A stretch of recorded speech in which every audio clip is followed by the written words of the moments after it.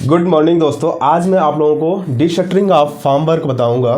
Farm work का डिशटरिंग कितने दिनों में होना चाहिए एज पर IS कोड 456/2000। ठीक है, मिनिमम पीरियड क्या होता है जब हम कभी भी जॉब स्विच करते हैं या फिर एक सिविल इंजीनियर को जनरली ये सारी चीज़ें पता होनी चाहिए कि जो कॉलम है, वॉल है, बीम है, स्लैब है, इनका डिशटरिंग पीरियड कितना होता है। ठीक है, तो जब हम कभी भी जॉब स्विच करते हैं तो इंटरव्यू में प्रायः ये चीज़ें पूछी जाती है कि जैसे वर्टिकल फॉर्म वर्क है, कॉलम, वॉल और बीम। कॉलम, वॉल और बीम का जो वर्टिकल फेस होता है, जैसे कॉलम है, कॉलम का जो वर्टिकल फेस है, बीम है, बीम के जो प्लिंथ बीम है, टॉप बीम है, इनका जो साइड फेस है, ठीक है, साइड फेस को ही वर्टिकल फेस कहते हैं। इनका जो वर्टिकल फेस है जैसे, और ये जो वॉल है, वॉल की हम RCC वॉल की कास्टिंग करते हैं, फॉर्म वर्क लगा के और कास्टिंग करते हैं। तो कास्टिंग करने के बाद फिर हमको उसका डिशटरिंग भी करना होता है।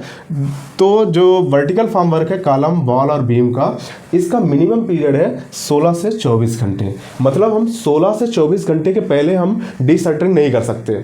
इसके बाद हम कभी भी कर सकते हैं। 16 से 24 घंटे के बाद हम कभी भी डिशटरिंग कर सकते हैं। किनका? Vertical form work, column, wall और बीम का।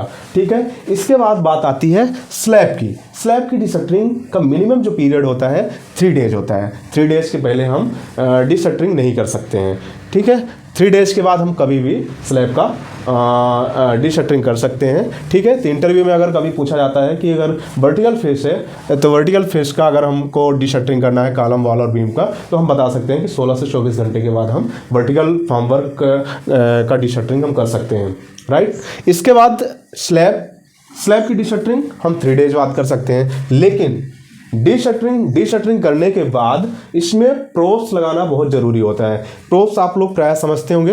प्रोप्स का मतलब होता है टेका, जो बल्लियाँ होता है, बल्लियाँ लगा के ही हम शटरिंग वर्क करते हैं। ठीक है, फॉर्म वर्क हम क्या करते हैं? बल्लियाँ लगा के करते हैं। तो ये जो प्रोप्स है, जैसे हमने स्लैब की डिशटरिंग 3 डेज बाद हम कर दिए।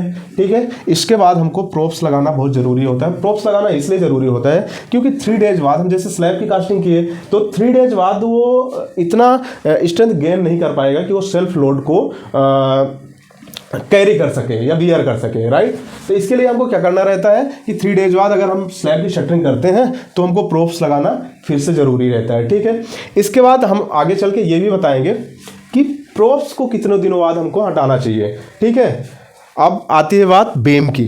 ठीक है, वर्टिकल फॉर्म वर्क हो गया, कॉलम, वॉल, बीम, इनको हम 16 से 24 घंटे के बाद हम रिमूव कर सकते हैं। इसके बाद स्लैब आया, स्लैब की शटरिंग हम 3 दिन बाद रिमूव कर सकते हैं। अब आता है बीम। बीम की शटरिंग हम 7 डेज बाद रिमूव कर सकते हैं। राइट, लेकिन अब इन दोनों में, स्लैब और बीम में, हम जो प्रोप्स लगाएंगे वो कितनों दिनों बाद हम हटाएंगे, हम वो बता रहे हैं। प्रोप्स टू स्लैब, यानी हमको स्लैब की प्रोप्स जब हटाना है, अगर स्लैब 4.5 मीटर तक स्पान की है, ठीक है, कितने की? अगर स्लैब हमारी 4.5 मीटर स्पान तक की है तो हम 7 डेज में हम प्रोप्स हटा सकते हैं। राइट, लेकिन अगर स्लैब की स्पान 4.5 मीटर से ओवर है, यानी ज़्यादा है, तो हम क्या करेंगे? उसमें 14 डेज बाद हम प्रोप्स हटा सकते हैं। ठीक है, इसके बाद आता है बीम। ठीक है, उसके बाद बीम के हम प्रोप्स कितने दिनों बाद हटा सकते हैं?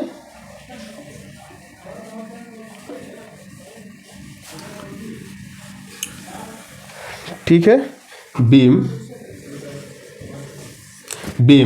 अप टू अगर 6 मीटर स्पान, यानी अगर 6 मीटर स्पान की बीम है तो उसका हम प्रोप्स 14 डेज में हटा सकते हैं। ठीक है दोस्तों, अगर बीम की हमने डिशटरिंग 7 डेज बाद कर दिया और हम ये प्रोप्स जो है उसमें रिफिक्स कर दिए। ठीक है, इसको शटरिंग हटाने के बाद हमने प्रोप्स लगा दिए, लेकिन उस प्रोप्स को कितने दिनों बाद हटाना है? अगर हमारी बीम 6 मीटर स्पान की है तो हम 14 डेज बाद उसका हम प्रोप्स हटा देंगे। ठीक है, लेकिन अगर स्पान ओवर टू 6 मीटर है, ठीक है, ओवर टू 6 मीटर है, तो हम इसको 21 डेज बाद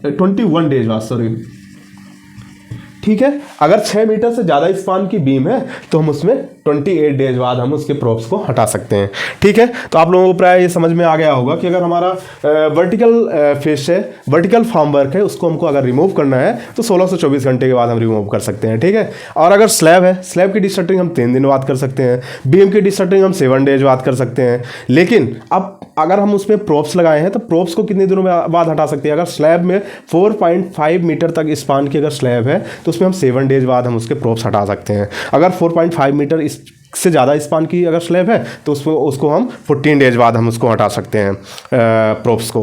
अगर बीम में अगर 6 मीटर स्पान तक की अगर बीम है हमारी तो उसको हम 14 डेज बाद हम उसके प्रोप्स को हटा सकते हैं। अगर 6 मीटर से ज़्यादा स्पान की अगर बीम है तो हम 21 डेज बाद उसके हम प्रोप्स को हटाते हैं।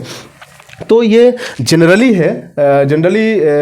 ये सारी चीज़ें डिशटरिंग वर्क एक क्वालिटी इंजीनियर या फिर एक जो प्रोजेक्ट को एग्जीक्यूट करता है, प्रोजेक्ट एग्जीक्यूशन या सुपरविजन करता है, उसको ये सारी चीज़ें पता होनी चाहिए। एक्चुअल में क्या होता है कि जो सब कॉन्ट्रैक्टर काम करते हैं तो ये प्राय इन चीज़ों को फॉलो नहीं करते। उनको लगा रहता है कि हमको जल्दी जल्दी काम करना है। तो इन चीज़ों का ध्यान देना होता है क्वालिटी इंजीनियर को, ठीक है, कि साइट पर जो डिशटरिंग हो रहा है ये सारी चीज़ें है। तो ये एज पर IS कोड 456-2000 ये प्लेन सीमेंट कंक्रीट यानी PCC और RCC के लिए कौन सा IS कोड यूज होता है? 456-2000।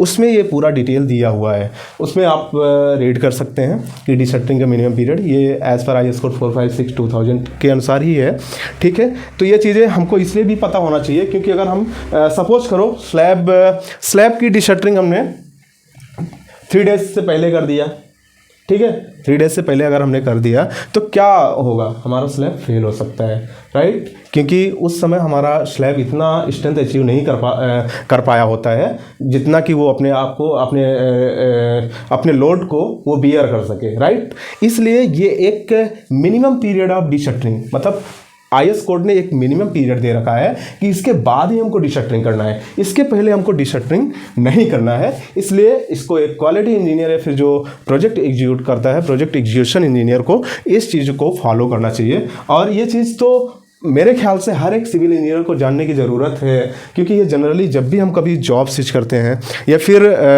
ये कभी भी किसी भी स्टेज में कभी भी पूछा जा सकता है ये क्वेश्चन। सो ये बहुत ही ईजी था डिशटरिंग, क्योंकि इसमें ज़्यादा कुछ लेंदी नहीं है, केवल हमको कॉलम, वॉल और बीम और स्लैब 4 चीज़ों का हमको डिशटरिंग देखना है। बहुत ईजी है। जो वर्टिकल फेस है 16 से 24 घंटे में हम रिमूव कर सकते हैं, और जो हमारा जो स्लैब है 3 डेज में हम शटरिंग रिमूव कर सकते हैं। बीम का शटरिंग हम 7 डेज में रिमूव कर सकते हैं। अब बात आती है प्रॉप्स की, जो हम प्रॉप्स रिफिक्स करते हैं तो उसको हम अगर इसमें स्लैब में है तो हम 7 डेज और 14 डेज में रिमूव कर सकते हैं, और इसमें बीम में हम क्या 14 और 21 डेज बाद हम रिमूव कर सकते हैं। तो ये रहा हमारा डिशटरिंग ऑफ फॉर्मवर्क का आज का session. Okay, thank you so much. हम अगले सेशन में आपको मिलेंगे। Thank you so much.